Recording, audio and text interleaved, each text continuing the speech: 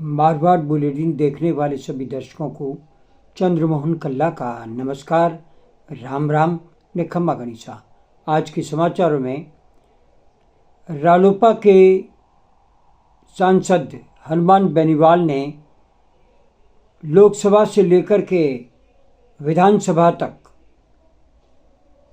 सरकारों को चपेट में लिया है और यहाँ तक कह दिया कि लोकसभा में एक दिन का मुझे स्पीकर बनाकर बता दो, मैं ताकत बता दूंगा। यही नहीं, लोकसभा में सरकार को बुरी तरह से घेरा तो विधानसभा की कार्रवाई के बाद में हनुमान बेनीवाल ने सरकार को चपेटे में ले लिया है। आइए पूरी जानकारी आपको दे दें। हनुमान बेनीवाल ने कहा है, एक दिन का स्पीकर बना दो, वे ताकत बता देंगे।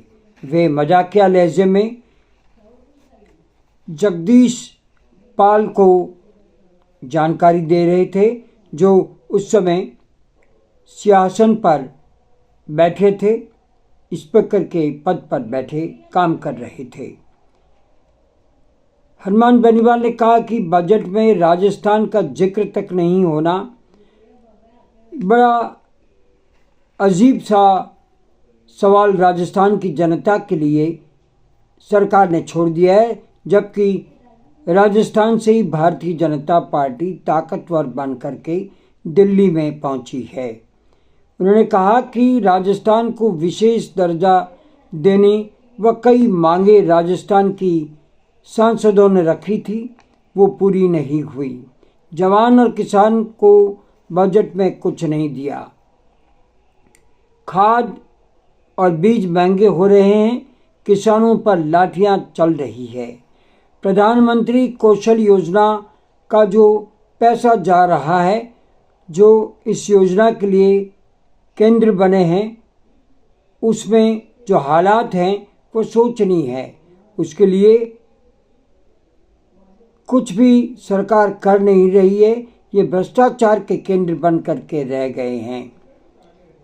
हनुमान बेनीवाल ने कहा कि इन केंद्रों में लोगों ने घर बना लिए, किसी ने इन केंद्रों को गौशाला बनवा दी, कई केंद्रों पर बकरी पालन हो रहा है।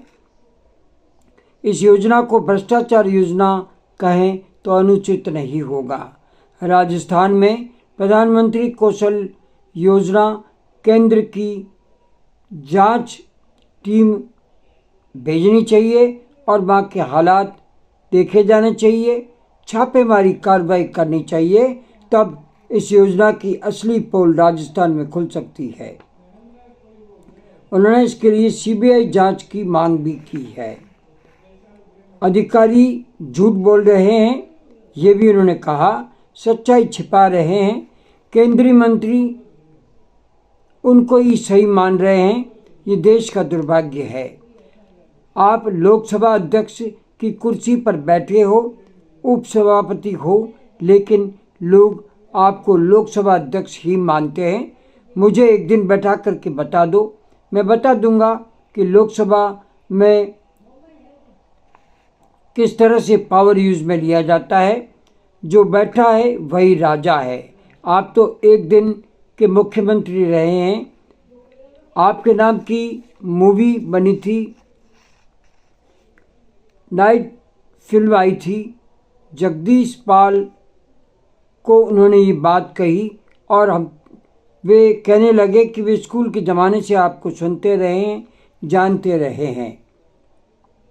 उन्होंने सांसदों के अधिकार को लेकर के भी वकालत की और ये वित्त मंत्री से कहा कि उन्होंने विकसित भारत योजना में राजस्थान को गायब कर दिया, पेट्रोल डीजल पर राहत नहीं दी। राजस्थान आरपीएस पुनर्गठन की मांग निरंतर की जा रही है, जिसकी अनसुनी हो रही है। बजरी माफिया के विरुद्ध कार्रवाई नहीं हो रही। नए एसआई वोटर लिस्ट में जो कुछ हो रहा है वो लोकतंत्र के लिए खतरा है। उन्होंने मुख्यमंत्री भजन लाल शर्मा को भी घेरा और कहा कि ओसिया में कब्रिस्तान की भूमि को लेकर के जो कुछ चल रहा है वो तुरंत बंद होना चाहिए। ओसिया कब्रिस्तान की सीमांकन को लेकर के कलेक्टर जोधपुर को भी उन्होंने लताड़ पिराई है। यहाँ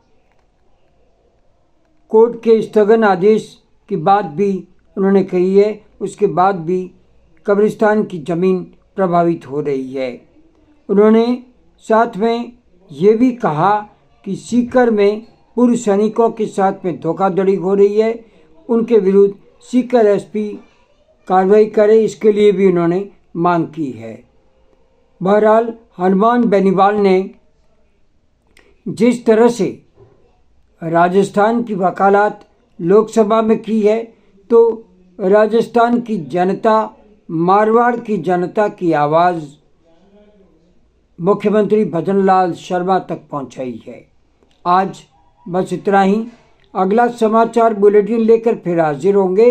इजाज़त लेने से पहले हम जानना चाहते हैं आपको ये चैनल कैसा लगता है। अगर आपको ये चैनल पसंद है तो इसे सब्सक्राइब करें, लाइक करें, शेयर करें और इस चैनल को बढ़ावा दें। आज्ञा दीजिए। नमस्कार, जय हिंद, शुभ रात्रि, शब खैर, जय जय भारती।